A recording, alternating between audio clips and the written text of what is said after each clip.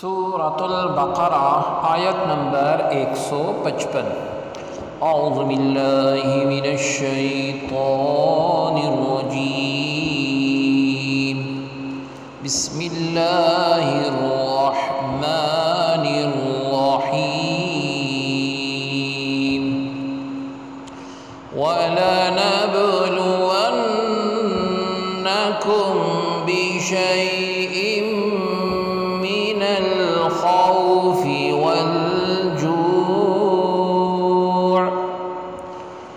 والجوع ونقص من الأموال والأنفس والثمرات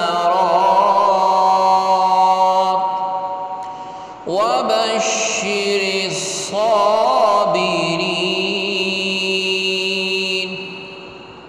لفظی ترجمہ ہے وا اور لا ضرور نبلونا ہم آزمائیں گے کم تمہیں بھی ساتھ شیء چیز من سے الخوفی خوف وا اور الجوعی بھوک وا اور نقص کمی من سے الاموالی مالوں وا اور الانفسی جانوں وا اور الثمراتی پھلوں وا اور بشری خوشخبری دو الصابرین صبر والوں کو۔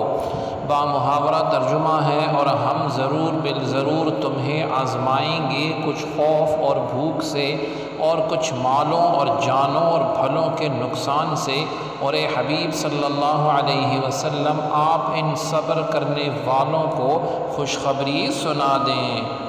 آیت کی تفسیر میں فرمایا گیا وَلَنَبْلُوَنَّكُمْ اور ہم تمہیں ضرور آزمائیں گے۔ آزمائش سے فرما بردار اور نافرمان کے حال کا ظاہر کرنا مراد ہے۔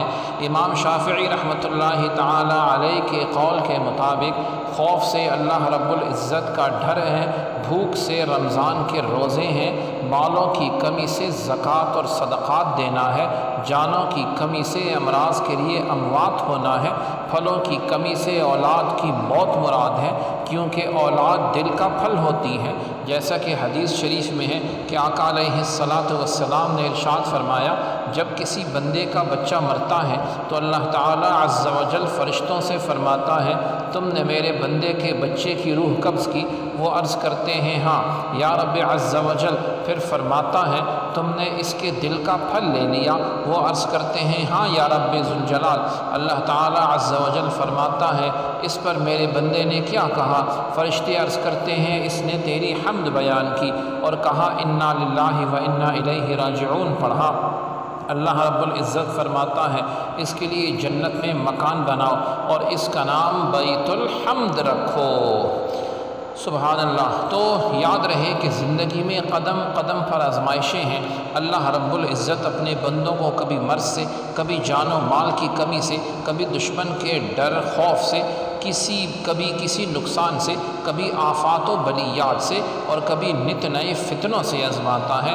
اور راہ دین اور تبلیغ دین تو خصوصاً وہ راستہ ہے جس میں قدم قدم پر آزمائشیں ہیں۔ اسی سے فرما بردار اور نافرمان محبت میں سچے اور محبت کے صرف دعویٰ کرنے والوں کے درمیان فرق ہوتا ہے۔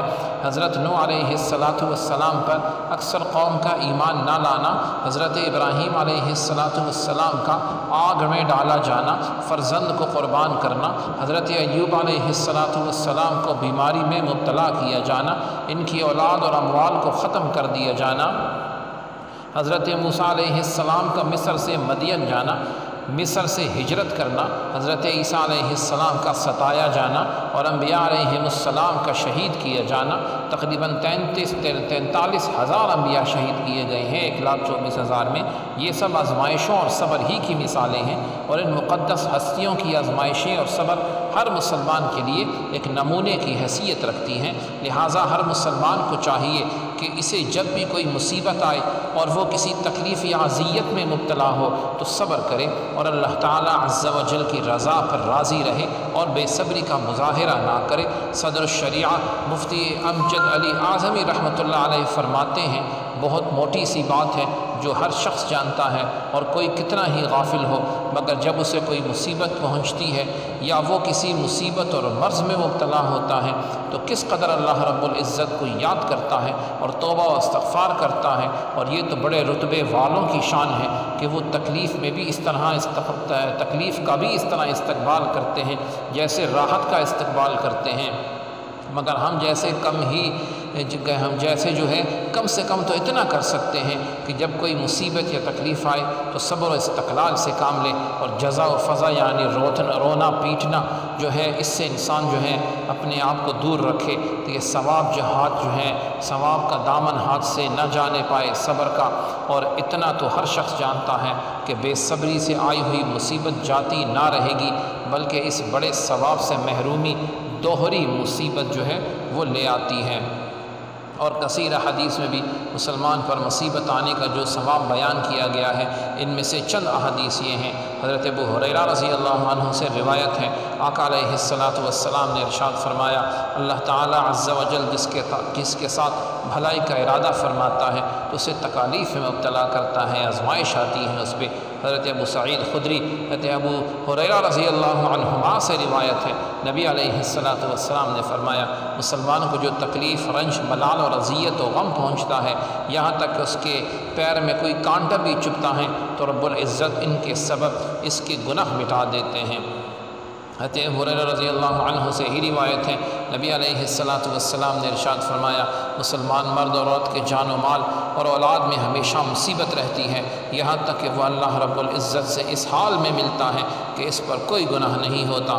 حضرت جابر رضی اللہ عنہ سے روایت ہے، نبی علیہ السلام نے ارشاد فرمایا، قیامت کے دن جب مصیبت زدہ لوگوں کو ثواب دیا جائے گا تو آرام و سکون والے تمنا کریں گے کہ کاش دنیا میں ان کی کھالیں کینچیوں سے کاٹ دی گئی ہوتی اور آج وہ بڑا ثواب جو ہے وہ حاصل کرتے۔ سبحانک اللہم و بحمدک، اشہد ان لا الہ الا انت، استغفرک و اتوب الیک، وصلی اللہ تعالی علی خیر خلقہ محمد وعلی آلہ و اصحابہ اجمعین برحمتک یا ارحم الراحمین۔